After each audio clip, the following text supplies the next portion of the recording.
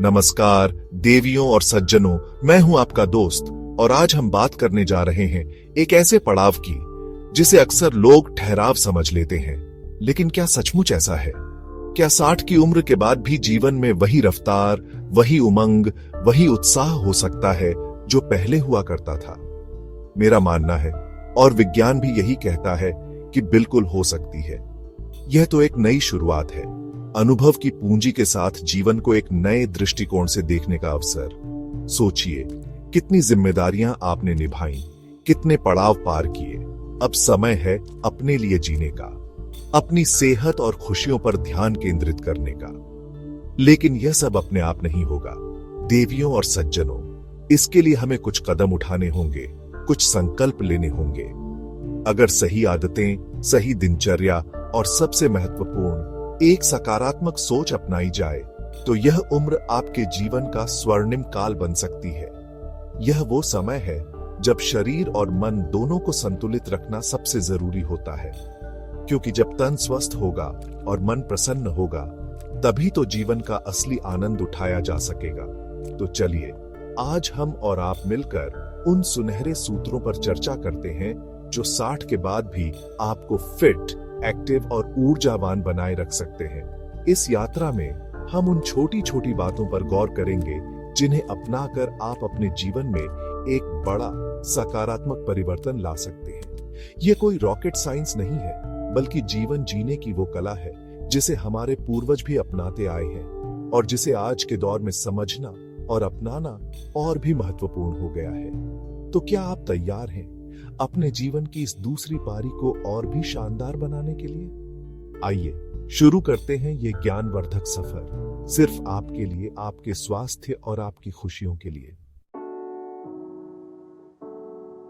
देवियों और सज्जनों, हमारे शरीर की संरचना ही ऐसी है कि यह गतिमान रहने के लिए बना है और 60 की उम्र के बाद इस गति को बनाए रखना और भी आवश्यक हो जाता है। तो सबसे पहला और महत्वपूर्ण कदम है रोजाना की शारीरिक गतिविधियां, और इसमें सबसे सरल, सबसे सुलभ है सुबह की सैर।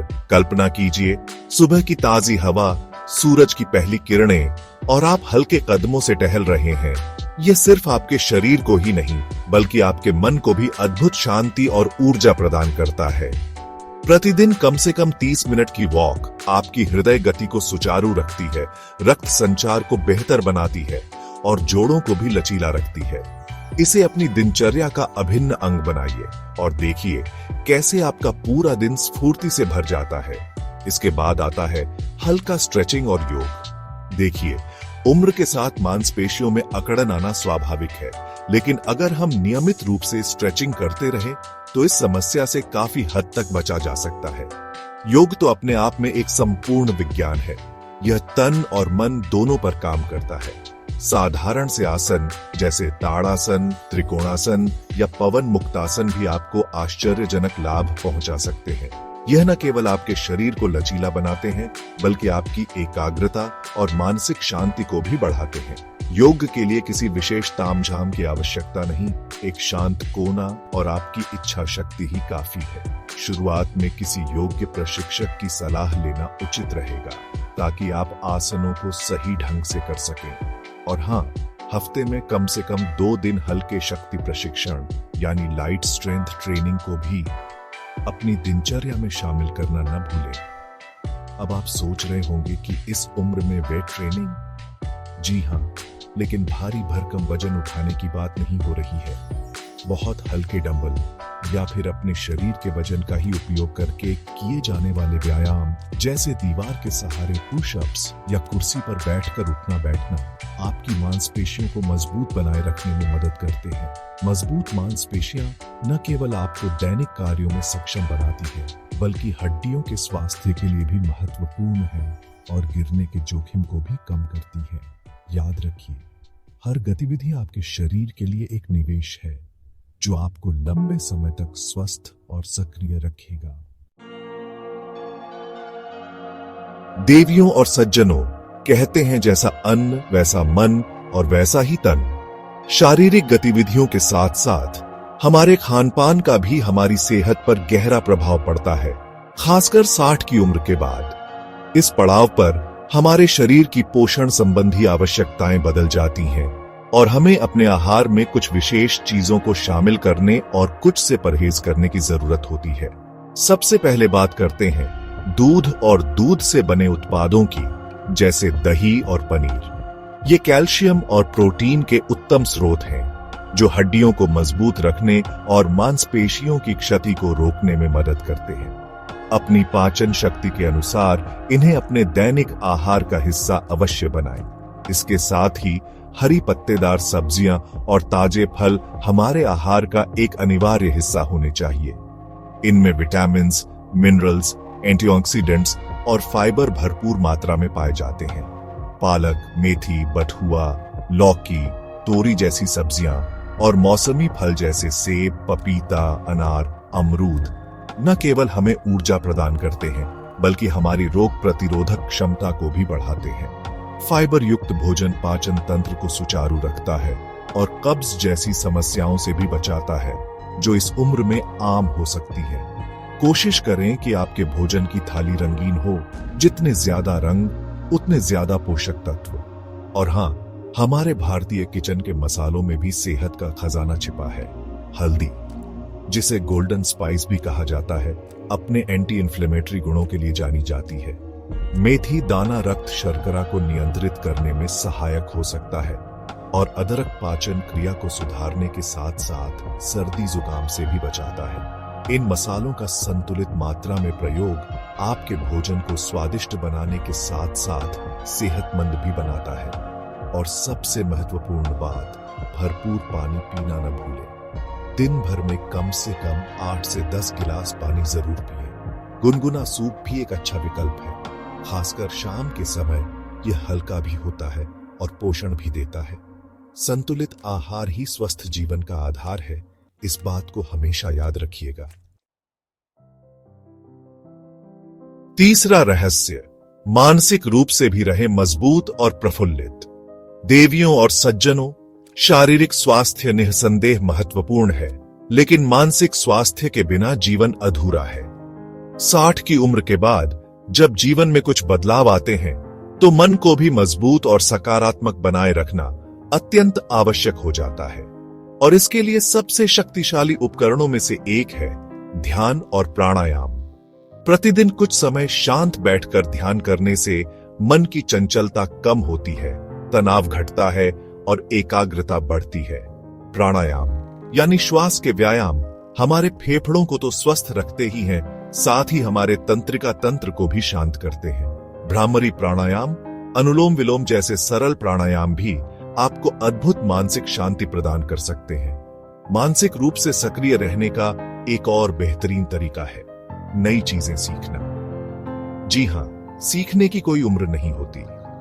जब हम कुछ नया सीखते हैं तो हमारे मस्तिष्क में नए न्यूरल पाथवे बनते हैं, जो मस्तिष्क को युवा और सक्रिय बनाए रखते हैं। आप कोई नई भाषा सीख सकते हैं, कोई वाद्य यंत्र बजाना सीख सकते हैं, कंप्यूटर या स्मार्टफोन चलाना सीख सकते हैं, या फिर अपनी रुचि का कोई ऑनलाइन कोर्स कर सकते हैं। यह न केवल आपके ज्ञान को बढ़ाएगा, बल्कि आपको एक नई ऊर्जा और आत्मविश्वास भी देगा। अपने मस्तिष्क को चुनौती देते रहना उसे निष्क्रिय होने से बचाता है और अल्जाइमर जैसी बीमारियों के जोखिम को भी कम कर सकता है। और सबसे महत्वपूर्ण है सकारात्मक सोच अपनाना। जीवन में उतार चढ़ाव तो आते रहते हैं, लेकिन हमारा दृष्टिकोण ही यह तय करता है कि हम उन परिस्थितियों का सामना कैसे करते हैं। हर स्थिति में कुछ अच्छा ढूंढने की कोशिश करें, कृतज्ञता का भाव रखें और अपने आसपास सकारात्मक लोगों के साथ समय बिताएं। नकारात्मक विचारों और नकारात्मक लोगों से दूरी बनाकर रखें। अपनी सफलताओं को याद करें, अपने अनुभवों से सीखें और भविष्य के प्रति आशावादी रहें। एक प्रसन्न और सकारात्मक मन ही स्वस्थ शरीर की नींव है। याद रखिए, मन के हारे हार है और मन के जीते जीत। चौथा नियम, दिनचर्या बनाएं और उसे प्यार से निभाएं। देवियों और सज्जनों, एक अनुशासित दिनचर्या हमारे जीवन को सार्थकता और संतुलन प्रदान करती है। 60 की उम्र के बाद जब बाहरी जिम्मेदारियां कुछ कम हो जाती हैं, तो एक सुव्यवस्थित दिनचर्या का होना और भी महत्वपूर्ण हो जाता है, ताकि हम अपने समय का सदुपयोग कर सकें और स्वस्थ रह सकें। तो चलिए एक आदर्श दिनचर्या की रूपरेखा पर विचार करते हैं। सुबह की शुरुआत, जैसा हमने पहले भी कहा, टहलने और हल्के योग से करें। इसके बाद कुछ देर सूरज की रोशनी में बैठना भी बहुत फायदेमंद है। यह विटामिन डी का प्राकृतिक स्रोत है, जो हड्डियों के लिए जरूरी है और यह हमारे मूड को भी अच्छा रखता है। सुबह का यह शांत समय आपको पूरे दिन के लिए तैयार कर देगा। दोपहर का समय थोड़ा हल्का और आरामदायक होना चाहिए।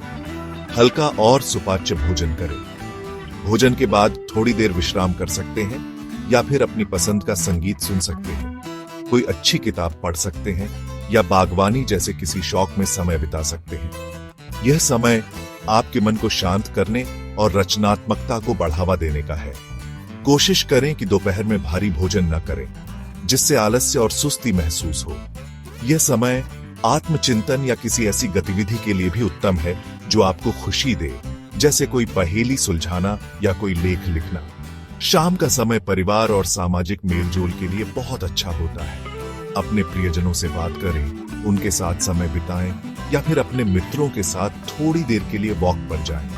यदि आपकी कोई विशेष हॉबी है, जैसे पेंटिंग, गायन या कोई सामाजिक कार्य, तो उसके लिए भी यह समय उपयुक्त है। रात का भोजन हल्का रखें और सोने से कम 2 घंटे पहले कर लें। सोने से पहले कोई अच्छी किताब पढ़ना या हल्के भजन सुनना मन को शांत करता है और अच्छी नींद लाने में मदद करता है। और सबसे महत्वपूर्ण, 7 से 8 घंटे की पर्याप्त और गहरी नींद लेना सुनिश्चित करें। एक नियमित और संतुलित दिनचर्या ही स्वस्थ और खुशहाल जीवन की कुंजी है। 5वां मंत्र, बुढ़ापा शब्द को अपने शब्दकोश से निकाल दीजिए। देवियों और सज्जनों, अक्सर हम बुढ़ापा शब्द को कमजोरी, बीमारी और निष्क्रियता से जोड़कर देखते हैं। लेकिन मैं आपसे कहना चाहता हूं कि इस शब्द को और इससे जुड़ी नकारात्मक धारणाओं को अपने मन और अपने शब्दकोश से निकाल फेंकिए। उम्र तो सिर्फ एक संख्या है, असली चीज है आपका जज्बा, आपकी सोच और आपकी जीवन शैली। क्या आप जानते हैं कि ऐसे अनेक लोग हैं जो 70 की उम्र में योग सिखा रहे हैं, नई ऊंचाइयों को छू रहे हैं, और ऐसे भी उदाहरण हैं जहां लोग 80 वर्ष की आयु में भी मैराथन दौड़ रहे हैं और युवाओं को प्रेरणा दे रहे हैं। ये लोग इस बात का जीता जागता प्रमाण है कि उम्र किसी भी उपलब्धि में बाधा नहीं बन सकती। आजकल एक बहुत ही सुंदर शब्द प्रचलित है, एक्टिव एजिंग। इसका अर्थ है शारीरिक, मानसिक और सामाजिक रूप से सक्रिय रहते हुए उम्र के हर पड़ाव का आनंद लेना।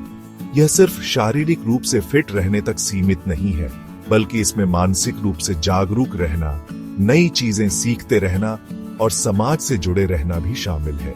जब आप इन तीनों आयामों पर ध्यान देते हैं तो उम्र आपके लिए महज एक आंकड़ा बनकर रह जाती है। एक्टिव एजिंग का मतलब है जीवन के प्रति उत्साह बनाए रखना, अपने शौक पूरे करना और हर दिन को एक नए अवसर के रूप में देखना। तो देवियों और सज्जनों, असली जवानी आपके शरीर की उम्र से नहीं, बल्कि आपके मन की स्थिति से तय होती है। अगर आपके मन में उत्साह है, सीखने की ललक है और जीवन के प्रति सकारात्मक दृष्टिकोण है, तो आप हमेशा जवान हैं।